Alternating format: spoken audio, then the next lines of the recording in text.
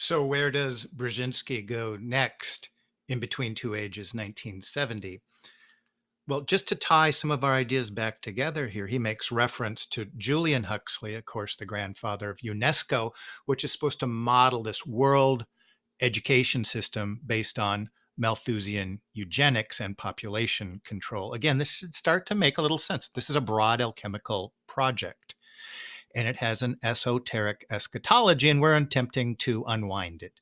So Julian Huxley was perhaps guilty of only slight exaggeration when he warned that overcrowding in animals leads to distorted, neurotic, and downright pathological behavior. And where am I going? I said there's a Malthusian world system at the very beginning of the 19th century. What did he think we should do with the poor and the needy? Should we take them in? Should we look out for the least among us? No, it's this idea, let's crowd them into cities. Let's put them into dangerous rural situations where they can sort of pick up diseases and kill themselves. So it's housing can actually be weaponized. But the extension of that in Malthusian terms is food can be weaponized, media, culture can be weaponized. And in fact, as we'll see here in a minute with Brzezinski, the weather can be weaponized.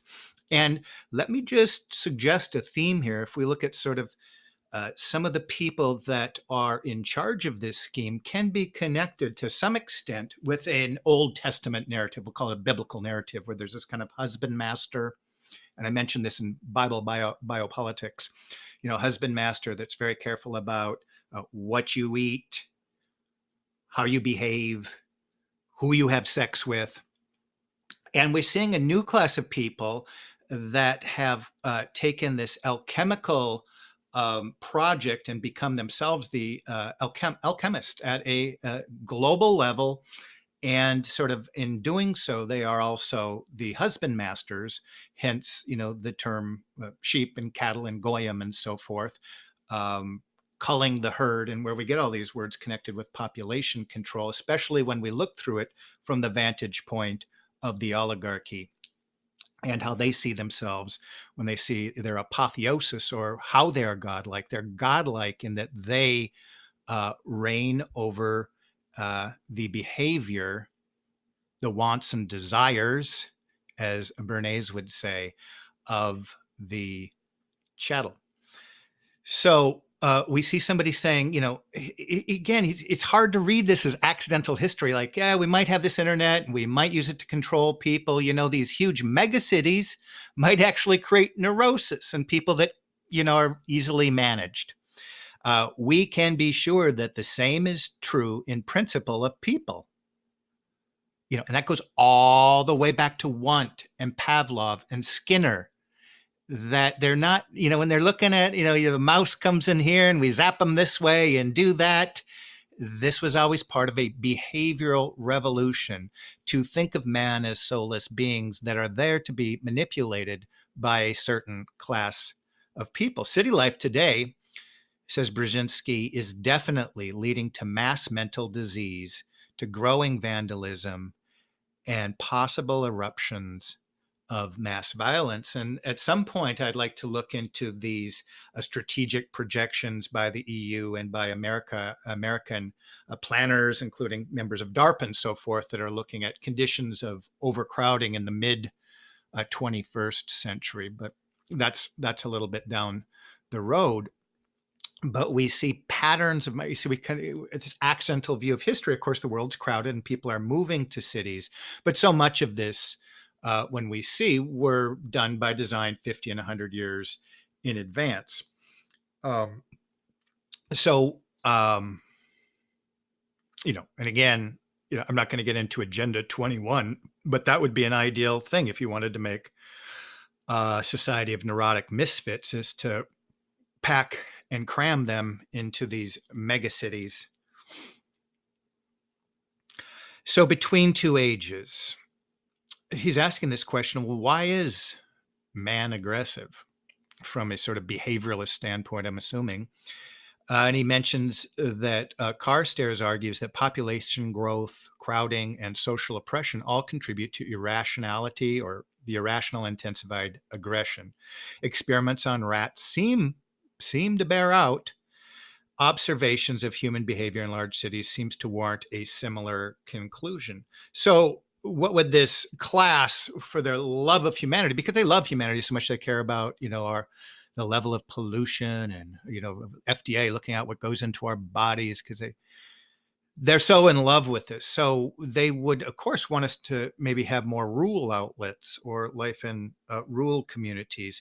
But no, that is not the pattern. It is, again, the stack and pack cities of the future that we're probably one crisis away from kicking into high gear.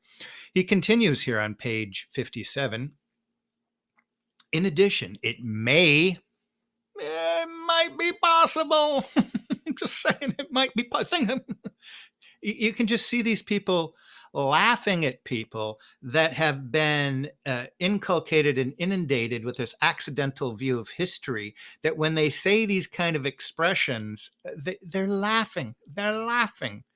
And once you get this kind of turned around, that cities didn't arrive by future, 85% of your culture didn't get there by accident, and so forth. And when I say it's been weaponized, it's essentially been used against you to take your independence and make you malleable at the hands of these oligarchs.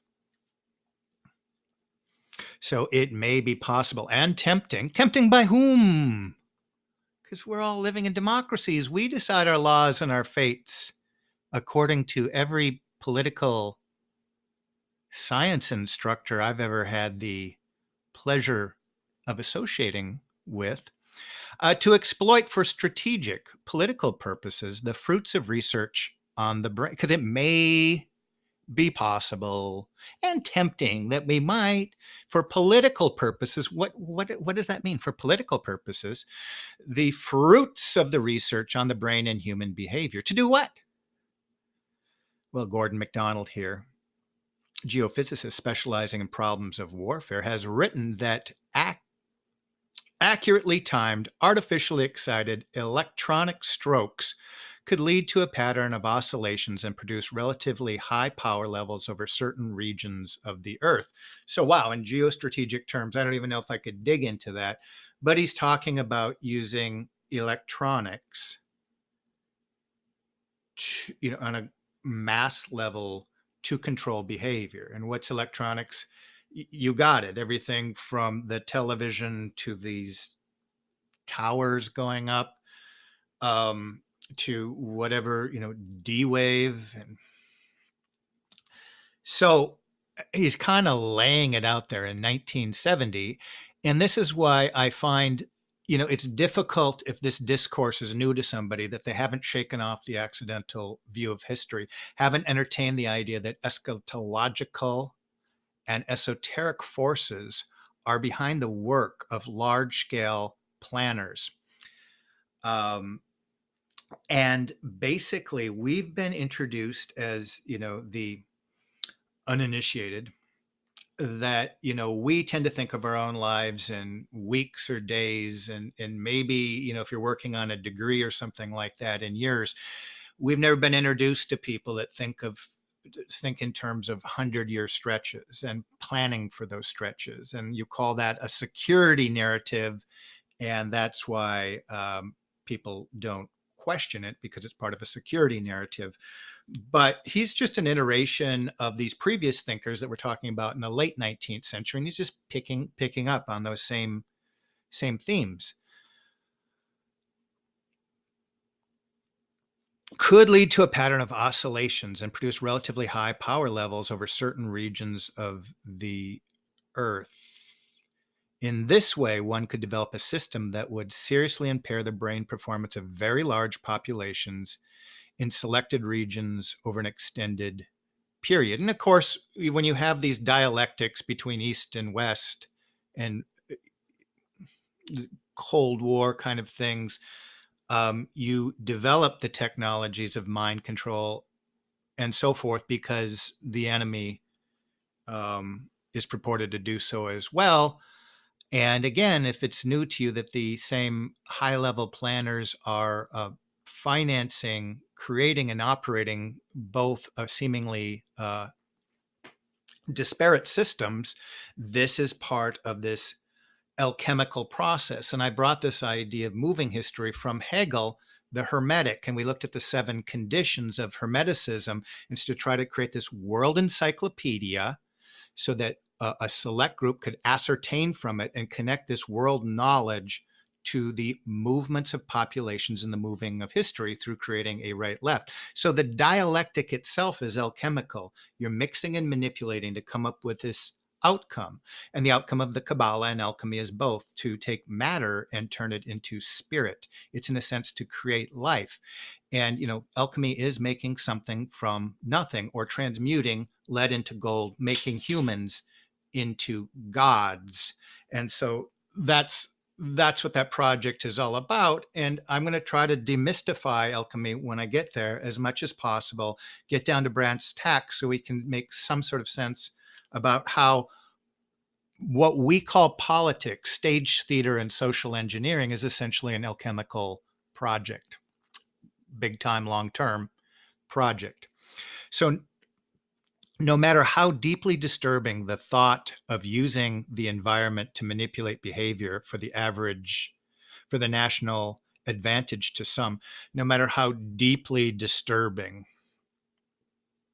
the thought of using the environment to manipulate the behavior of national advantage to some, the technology permitting such use will very probably develop within the next few decades. Now, when he's saying very probably, do you think maybe he's kind of